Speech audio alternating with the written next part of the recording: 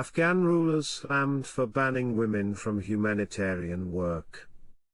Heads of United Nations agencies and humanitarian groups denounced the Afghan Taliban government's ban of women from working with non-governmental organizations as a life-threatening measure against the Afghan people. A joint statement issued by 20 principals of the Inter-Agency Standing Committee on Afghanistan demanded that women's participation in aid delivery must continue. The decision by Afghanistan's de facto authorities to ban women from working in humanitarian non-governmental organizations is a major blow for vulnerable communities, for women, for children, and for the entire country, the statement said. Female staff are key to every aspect of the humanitarian response in Afghanistan.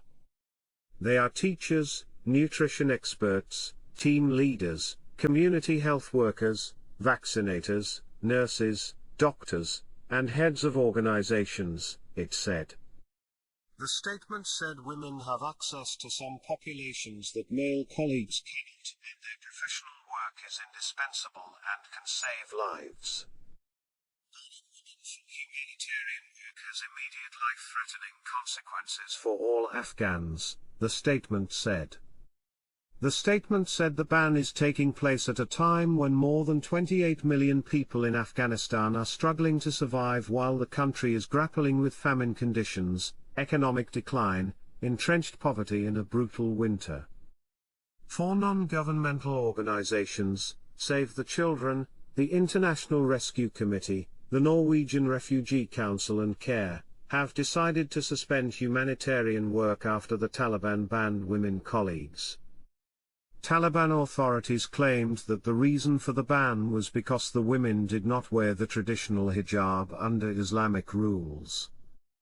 The NGOs were part of UN humanitarian programs to provide critical assistance to millions of Afghan people, from healthcare to education and food.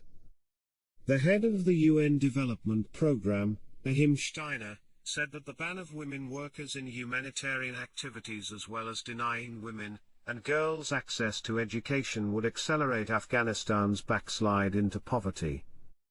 He said it could take decades to reverse the backslide because women as a workforce contribute to the economy and household income. Removing women from the public sphere of education and livelihoods could result in an immediate and significant loss to millions of Afghans in poor households that are already facing severe hardships, Steiner said. The 15-nation Security Council issued a statement on December 27 warning that the ban would have a significant effect on humanitarian operations in country and calling for the full, equal and meaningful participation of Afghan women and girls in schools and universities in Afghanistan. Such a ban represents an increasing erosion for the respect of human rights and fundamental freedoms, the Council said. The Council reiterated its deep concern of the suspension of schools beyond the 6th grade, and its call for the full, equal, and meaningful participation of women and girls in Afghanistan in the statement. News on the United Nations and the world. Make sure to subscribe to this Facebook account by clicking the button above this video. See you next time.